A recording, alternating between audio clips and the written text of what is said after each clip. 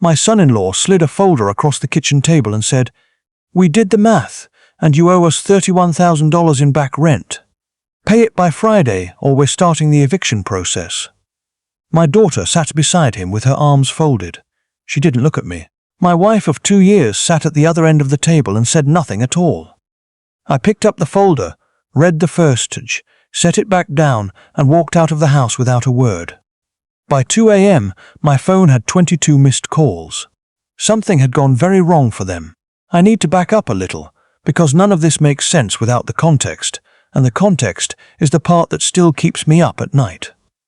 My name is not important. What matters is that I'm 64 years old, retired after 38 years as a structural engineer with the same firm in Columbus, Ohio, and I have Parkinson's disease.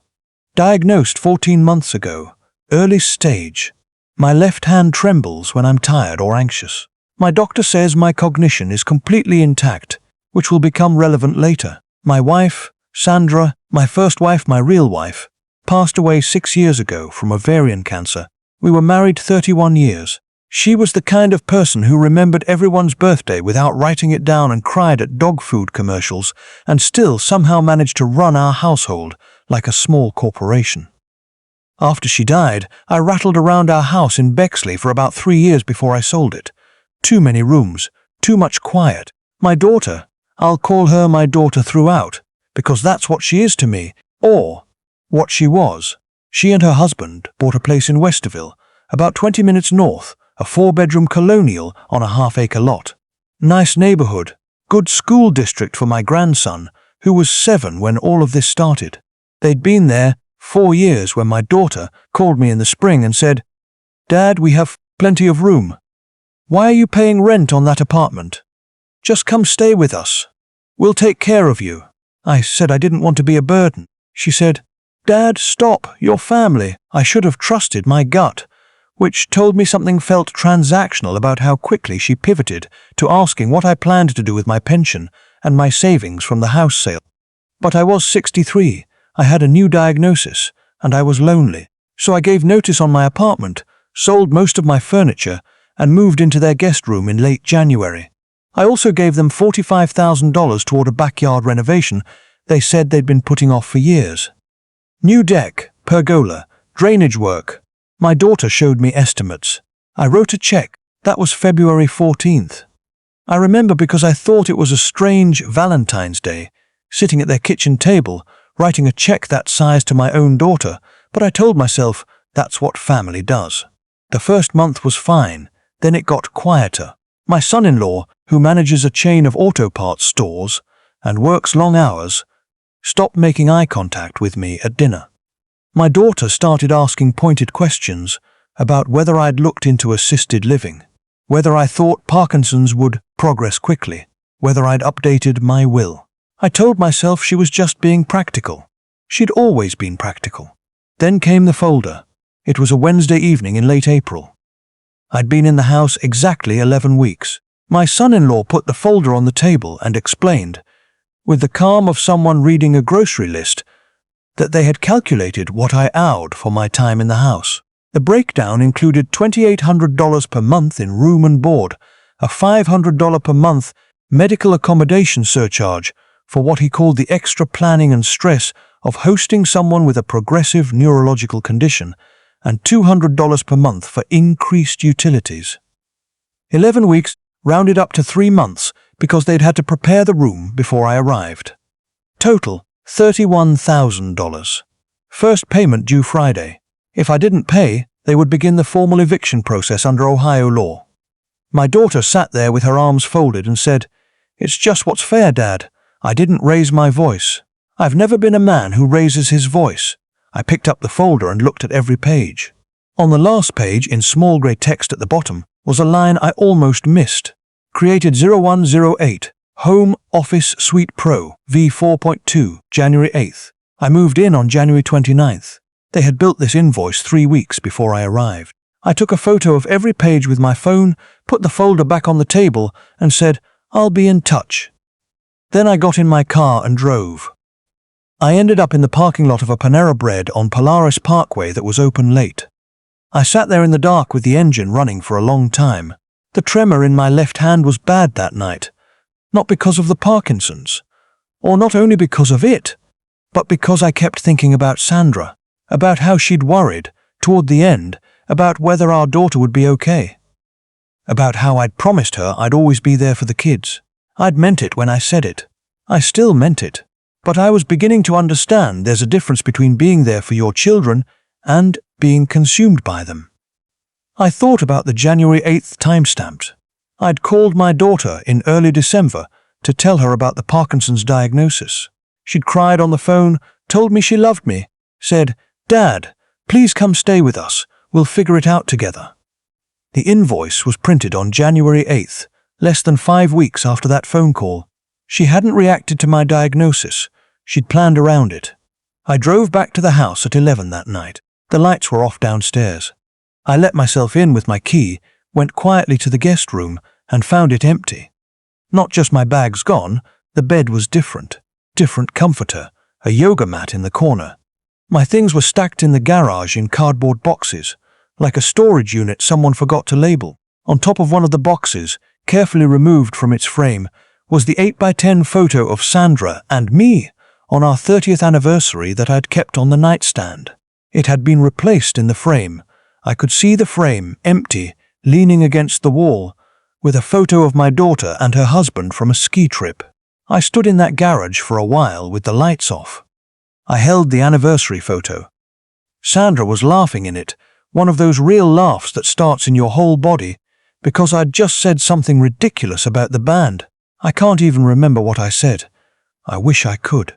I took the photo, went back to my car, and drove away for good. There's a Hampton Inn off I-270 near Dublin that I'd stayed at once for a work conference.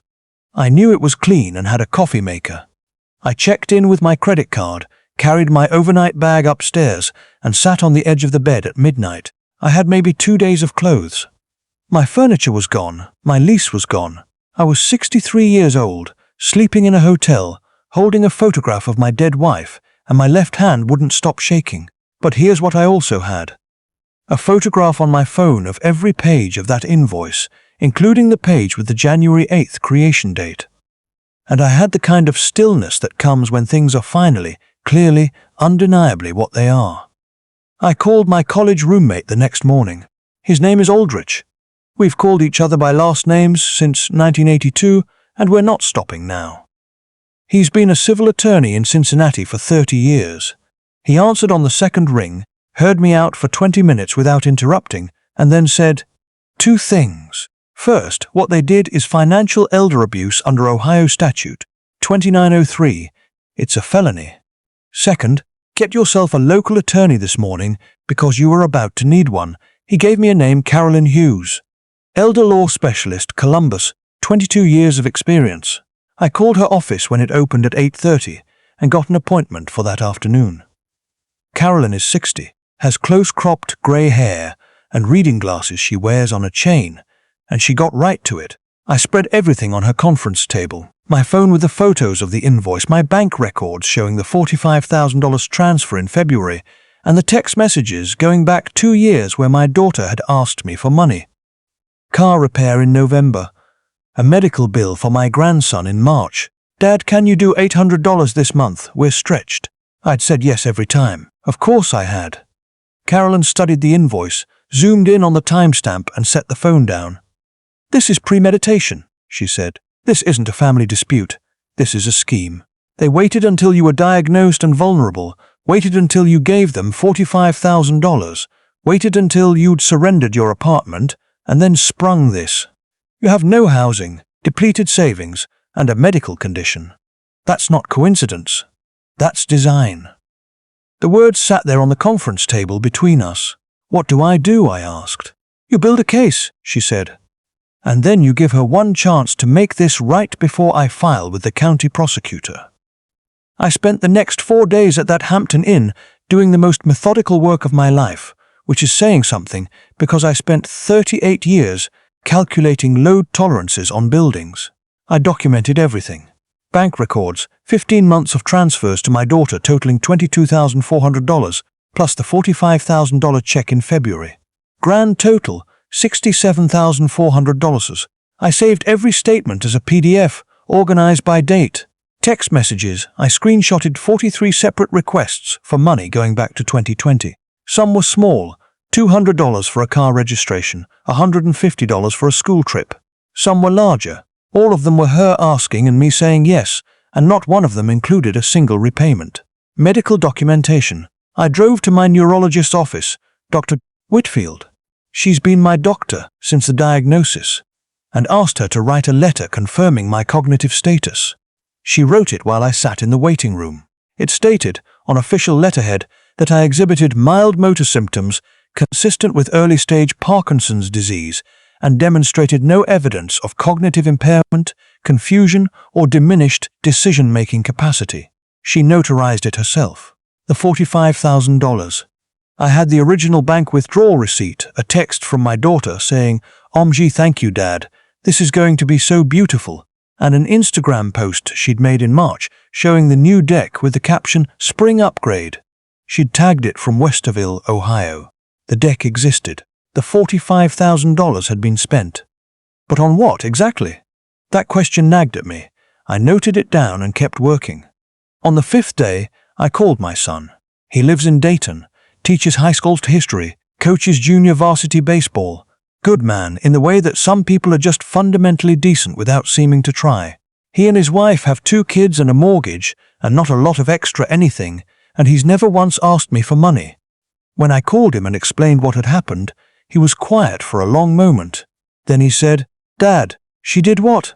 I told him again, slower. "Where are you right now?" "Hampton Inn, Dad." His voice broke slightly. "Why didn't you call me the night it happened?" "I didn't want to drag you into it. I'm already in it. I'm your son." A pause. "What do you need?" I told him what I needed. To document one more piece of evidence I hadn't been able to get myself. When my daughter had redecorated the guest room and moved my things to the garage, she'd also, I was almost certain, done something to the family photos in the upstairs hallway. I'd glimpsed it on the way out but hadn't stopped to look. I couldn't go back myself. I didn't want to tip anything off. But my son could stop by under a plausible excuse. 3 days later, he drove up from Dayton on a Saturday morning, knocked on my daughter's door, and said he was in town and wanted to take his nephew to lunch. My daughter let him in. He spent 20 minutes inside while my grandson got his shoes on. When my son came out and called me, his voice was controlled in the way that means someone is working hard to keep it that way. "The hallway photos," he said. "Mom's not in any of them, not in a single one." They took out all the frames where she appeared and replaced them with different photos. Their vacation to Cancun, a birthday party. There's a big framed print now where the family portrait used to hang. Sandra had been in that hallway for 6 years. Now she was gone from it entirely. My son emailed me photos he'd taken on his phone. I looked at them that night in my hotel room and allowed myself to feel what I felt, which was not anger. Anger would come later, but something quieter and colder. The recognition that this had not been impulsive. This had been a transformation they'd been planning for a long time. My daughter hadn't snapped. She'd calculated. I added my son's photos to the evidence folder. 6 tabs, color-coded. I used to build structural models for buildings that had to last a century. I know how to make something that holds. Carolyn drafted what she called a financial assistance acknowledgement, a legal document stating the verified facts. I had contributed $67,400 to my daughter's household over 4 years. No debt existed. She owed me nothing, and I owed her nothing. She signed this, and it ended. She didn't sign, and Carolyn filed an elder abuse complaint with the Franklin County prosecutor the following morning. My son-in-law's brother, Terrence, was someone I'd always gotten along with at holiday dinners. He'd worked in commercial real estate for years and had no love for drama. I asked if he'd be willing to attend the meeting as a neutral witness.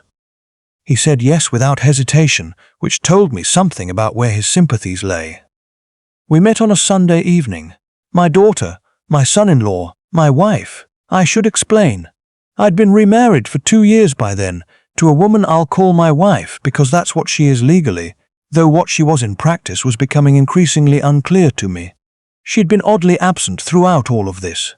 Not supportive, not hostile, just quiet in a way that felt deliberate. I set the binder on the dining room table. Same table where they'd slid me the folder 6 weeks earlier. I walked through it methodically, the way I would a structural report. January 8th timestamp, premeditation. 43 text requests for money, pattern of dependency. $67,400 total given, documented. 45,000 February check, bank receipt, her Instagram post, her own words in a text. My neurologist letter, I am cognitively intact. My daughter's face went through several phases during this. Surprise, then the performance of outrage, then something that looked like calculation, and finally a kind of stillness that I recognized as someone buying time. Those were gifts, she said. You offered. I offered because you asked.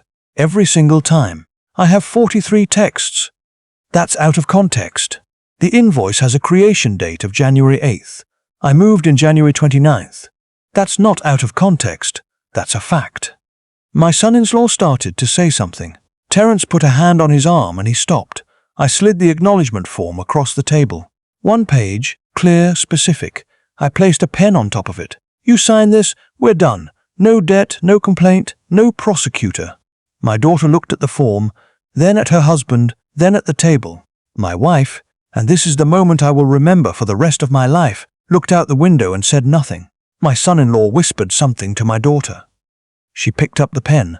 Her hand was shaking when she signed it, big angry strokes. She shoved it to Terence. He signed as witness, dated it, slid it to me.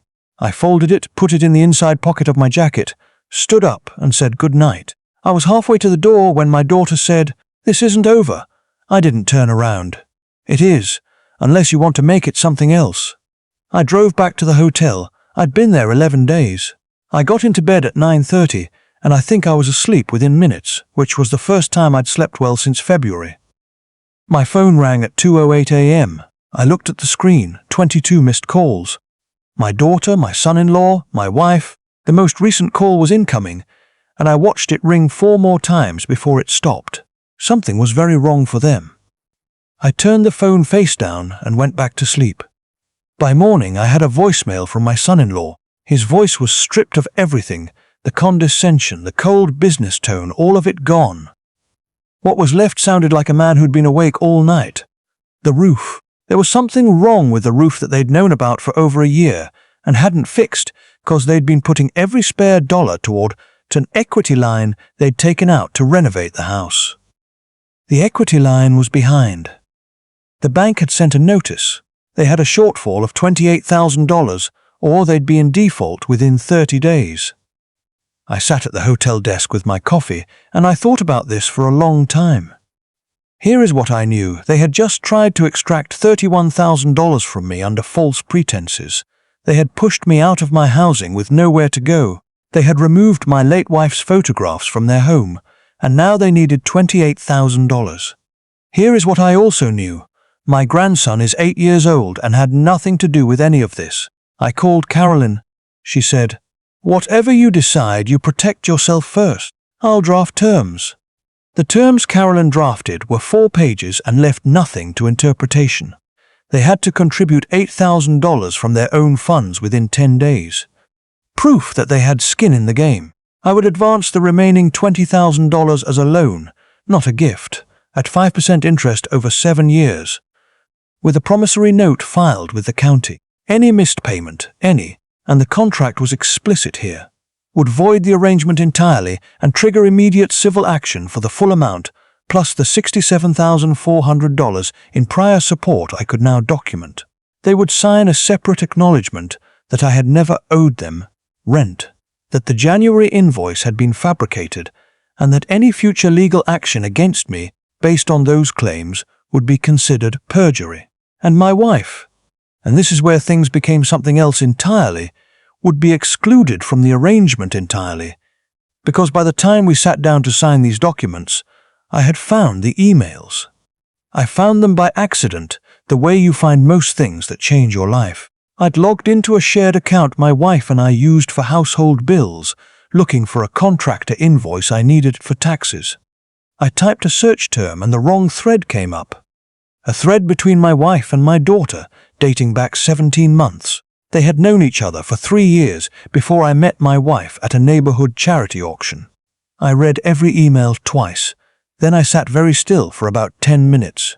My wife, and I'll call her that until the annulment is finalized, because that's what she is on paper, had met my daughter at a community garden fundraiser.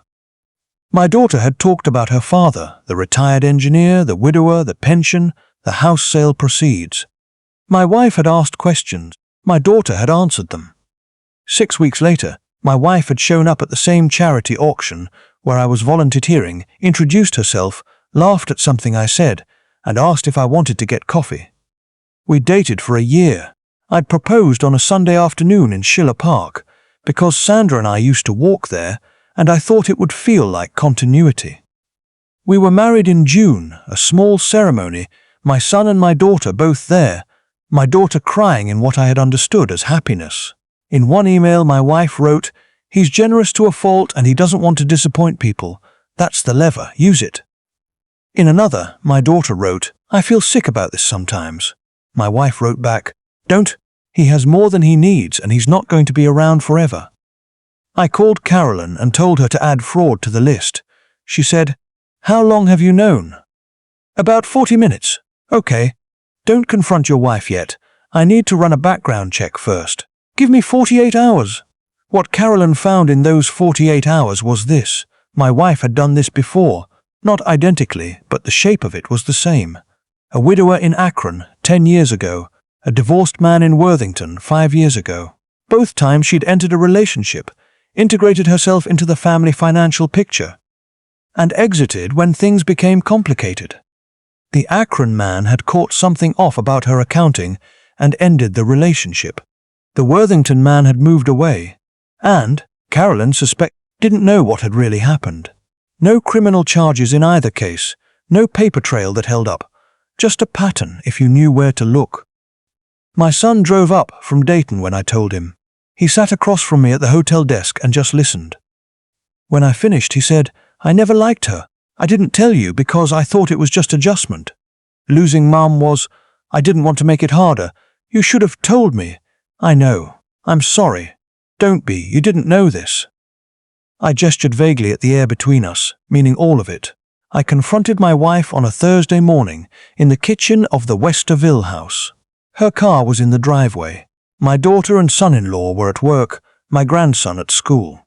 I'd come to collect a few remaining personal items from the boxes in the garage, including a box of Sandra's things I'd brought with me when I moved in, which I'd noticed had been moved from the garage to a shelf in the utility room, as if it was already being sorted for disposal. My wife looked up from her coffee when I walked in and said, "I didn't know you were coming by." "I know about the emails," I said. "The ones about the lever." She didn't flinch. That was the thing I noticed. Not fear, not guilt, not even surprise. Just a kind of recalibration. "Those were private," she said. So was my wife's photograph, until someone took it out of the frame. We looked at each other across the kitchen for a moment. Then I took Sandra's ring off my right hand. I'd been wearing it there since the first marriage, moved it to my right hand when I remarried, because I couldn't quite bring myself to stop, and I placed it on the counter between us. I picked up the box of Sandra's things from the utility room shelf and carried it to my car. My wife didn't follow me out. Carolyn filed the annulment petition that Friday. Grounds: fraud, concealment of a pre-existing relationship with my daughter, and participation in a coordinated scheme to access my assets. Ohio statute. The marriage was void. My pension was protected. The retirement accounts were protected. She received nothing from the marriage. She was gone from the house within 2 weeks. My daughter told me, the one time we spoke during that period, that my wife had moved to Pittsburgh. I didn't ask for details. My son-in-law came to me in the 3rd week of May, alone, which was unusual. We met at a Bob Evans off Route 161 because neither of us could think of anywhere better. He looked like a man who hadn't been sleeping. He wrapped both hands around his coffee mug and said, "I want you to know that I knew about the invoice before I agreed to it. I should have said no. I didn't, and I can't undo that. But the stuff with your wife, I swear to you, I didn't know the full picture. I knew they were friendly. I didn't know how friendly or how long. I believed him. I'm not entirely sure why. Maybe because he didn't try to make it smaller than it was. "What happens now?" he asked. "You make your payments, all of them, on time, and you figure out how to fix the rest on your own." He nodded. He paid the $8,000 from his own account within the 10 days. The wire confirmation came in at 11:47 a.m., 13 minutes before the deadline. Carolyn advanced my $20,000 the same afternoon. The bank received the full amount and the equity line was reinstated. My daughter called me that evening. She didn't apologize exactly. What she said was, "Dad, thank you. I know we don't deserve it." Then there was a long silence and she said, "I think about Mom a lot lately." I didn't say anything for a moment. Then I said, "So do I. I'm going to try to do better." "Okay," I said. And that was where we left it. I found an apartment in Grandview Heights in June. Second floor, 1 bedroom, west-facing windows that get the afternoon light. I signed a 1-year lease and paid my own security deposit with my own check and carried my own boxes up the stairs with my son's help and a dolly I borrowed from the building manager. We assembled an IKEA bookshelf in the living room, the two of us, with a hex wrench and a bag of parts and no directions because I'd lost the sheet in the car.